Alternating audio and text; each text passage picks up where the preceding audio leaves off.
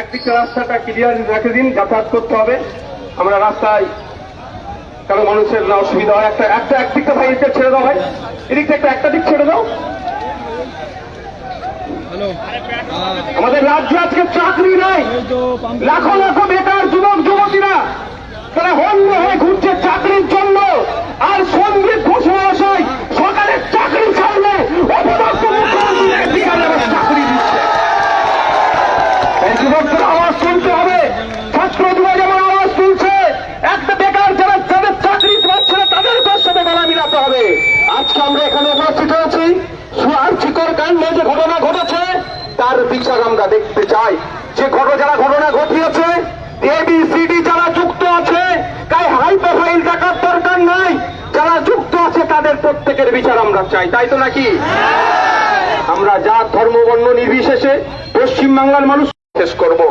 আপনারা ভুলে যাচ্ছেন না, আপনারা এখান থেকে অতি নিকটে নিউ টাউন প্রসেন মন্ডল নামে এক 22 বছরের তরতাজা যুবককে চোর সন্দেহে পিটিয়ে মেরেছে যারা খুনি, তাদেরকে রাজ্য সরকার যদি আড়াল করে আমরা ছেড়ে কথা বলবো না। শাস্তি পাবে এবং প্রসেন মন্ডলের পরিবার যাতে ন্যায় পায় তার জন্য আমরা আজকে রাস্তায় নেমেছি। আজকে রাস্তায় নেমেছি ইসরাত মন্ডলের জন্য, যাতে কলকাতাতে একটা হোস্টেলে তাকে মোবাইল চোরের অপরাধে পিটিয়ে খুন করেছে যদি তার বিচার না পায়, মমতা ব্যানার্জি যদি আড়াল করার চেষ্টা করে পুলিশ মন্ত্রী, আমরা তাকে ছেড়ে কথা বলবো না। আমরা রাস্তায় নেমেছি। প্রিয়াঙ্কা হাসদা আদিবাসী সমাজের এক মেয়ে, ইউনিভার্সিটির ছাত্রী, তারকে গলা কেটে খুন করেছে। 9 দিন লেগেছে তাকে খুনিকে খুঁজতে। তারপর আমি ধন্যবাদ জানাবো, অবশেষে পুলিশ তাদেরকে ধরেছে। কোন রকম ভাবে তাকে আড়াল করা না হয়। যদি আড়াল করা হয়, শুধু আদিবাসী সমাজে নয়, দলিত সমাজ নয়, মুসলিম সমাজ নয়, বাংলার অগণিত মানুষ রাস্তায় নামবে। তাই বন্ধুগণ, এখনো যারা ভাবছেন, যারা বিভিন্ন সময় ফেসবুকে বিভিন্ন পোস্ট করে বিভ্রান্ত করার চেষ্টা করছেন, তাদের উদ্দেশ্যে একটা কথা বলি, আপনার বাড়িতে মহিলা সদস্য আছে, তাদের নিরাপত্তার কথা ভেবে এখনো যদি ঘরে চুপ করে বসে থাকেন, ভুল হচ্ছে। রাস্তায় নামুন। অনেকে আছেন ধান্দাবাজি করছেন, ঘোলা জলে মাছ ধরার চেষ্টা করছে, তাদেরকে ধিক্কার জানিয়ে আর কিছু সংখ্যক শুভবুদ্ধি সম্পূর্ণ মানুষ নিজেদেরকে বলেন, নিজেদেরকে বুদ্ধিজীবী দাবি করেন, তারা নাকি আবার বলছে অরাজনৈতিক ব্যানারে করতে হবে। মানে কি? আচ্ছা, রাজনীতি ছাড়া কিছু আছে? প্রত্যেকটা জিনিসকেই রাজনীতি কন্ট্রোল করছে, পলিটিক্স প্রত্যেকটাকে কন্ট্রোল করছে, আর মানুষ বলছে অরাজনৈতিক। যারা বলছে অরাজনৈতিক ভাবে করতে হবে, তাদেরকে সম্মান জানিয়ে বলছি, তারাও শাসক দলের চাটুকার। দেখুন, তাদেরকে শাসক লাগিয়েছে, তাদেরকে শাসক লাগিয়ে যাতে এই যে আন্দোলন সংগঠিত হচ্ছে ভুলণ্ডিত করার চেষ্টা করছে। বন্ধুগণ, এই মহিলারা আছে কিন্তু সরে আসো, দিকটা আস্তে আস্তে যাও, গাড়িগুলোকে পার করে দাও। এখানে ক্যালকাটা পুলিশে যারা আছেন, যে নির্দেশনা আমাদেরকে দিচ্ছেন সেরকম ভাবে চলবেন, কারণ তারাও আমাদের বাইরের নয়, তারাও আমাদের এই পরিবারের একটা অংশ। যে পুলিশের এই অন্যায় করে তাদেরকে আমরা যেমন ধিক্কার জানি, যারা ন্যায় পথে আছে, পুলিশ অ্যাক্ট মেনে চলছে, তাদেরকে আমরা 19 জানাই স্যালুট জানাই। তা পুলিশের যারা আছে তাদের করছে।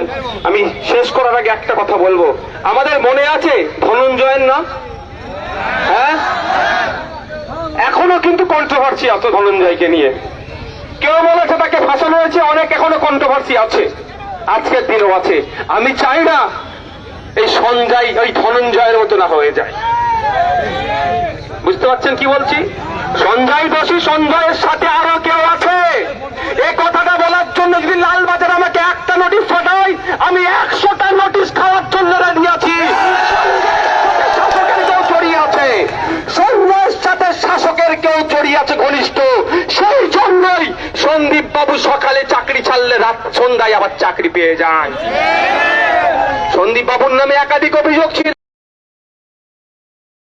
একদম গুণধর লোক, মন ক্যামেরা বলছি, খোঁজ নিয়ে দেখবেন সন্দীপ বাবুর ট্রান্সফার হয়েছিল ইতিপূর্বে, সেই ট্রান্সফারকে আবার সরকারের দ্বারাই আবার সেই ট্রান্সফারকে আটকে দিয়েছে। বন্ধুগণ, যারা উপস্থিত হয়েছেন, আপনাদের উদ্দেশ্যে বলবো, এইখানে এই আমরা মুষলধারে বৃষ্টি হয়েছে, সেটাকে উপেক্ষা করে আমরা বৃষ্টিতে ভিজলাম বলে প্রতিবাদ র্যালিতে এসলাম, এখানেই সমাপ্ত নয়। এই আমাদের ভলেন্টিয়ার ছাড়া সাধারণ মানুষ আর গাড়িতে কেউ ঠোকাঠুকি করবেন না।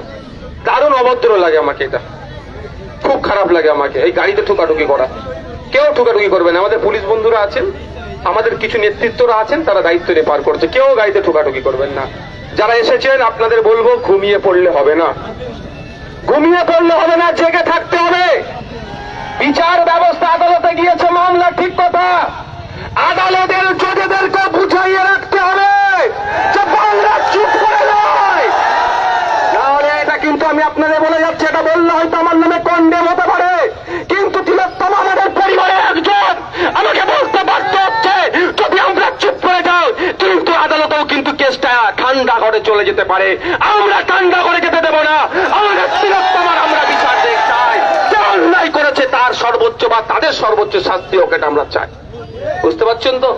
ওনারে ঠান্ডা ঘরে পাঠিয়ে দেবে, ঠান্ডা ঘরে পাঠিয়ে দেবে। বুঝতে পারছেন কি বলছি? যারা এসেছেন শান্তিপূর্ণভাবে, আপনারা এখান থেকে শান্তিপূর্ণভাবে আপনারা প্রস্থান করবেন। কারো প্ররোচনায় পা দেওয়ার দরকার নাই। যদি কেউ ওই সঞ্জয়ের পক্ষ নিয়ে আপনাদেরকে ডিস্টার্ব করে, আমাদেরকে খবর জানাবেন। আমি এখান ভাঙড়ের ডিসির সাথে যোগাযোগ করব। ভাঙড়ের ডিসি স্যার যদি ব্যর্থ হয়, পাবলিক নিয়ে আমরা কি করতে একটু বুঝিয়ে দেবো। এবার অনেক হয়েছে। বিচার ব্যবস্থার প্রতি আস্থা রেখে বলছি, ডিসি স্যারকেও বলছি, অনেক হয়েছে। এগুলোকে বন্ধ করুন, এগুলোকে বন্ধ করুন। আপনাদের প্রতি আমরা অনেক ভরসা করছি, সেই ভরসাটা কোনোভাবেই না নষ্ট হয়ে যায়, সেটা দেখবেন। রক্তদান শিবির করে মানুষের সাথে সম্পর্ক তৈরি করছেন, করুন না। আপনারা ডাক দিন না নিরপেক্ষভাবে। ভাঙড়ের মানুষ রক্তদান শিবির করে আজকে পশ্চিমবাংলা রেকর্ড করে রেখে দিয়েছে। নিরপেক্ষতা বজায় রেখে কাজ করুন না। কিন্তু দুর্ভাগ্যের বিষয়, অনেক সবার না, কিছু কিছু অফিসারেরও দেখছি নিরপেক্ষতার অভাব হচ্ছে। সেটাকেও আপনারা আশা করছি রেকটিফাই করে নেবেন। আমি পরিশেষে বলবো, যারা আজকের এই আমাদের মিছিলে হাঁটলেন, পুলিশ বন্ধুরা যারা আমাদেরকে সহযোগিতা করলেন, প্রত্যেককে আমি আমাদের পক্ষ থেকে ধন্যবাদ জানাচ্ছি এবং আপনাদেরকে এখান ধীর স্থির ভাবে এখান থেকে প্রস্থান করার জন্য বলছি। আজকের এই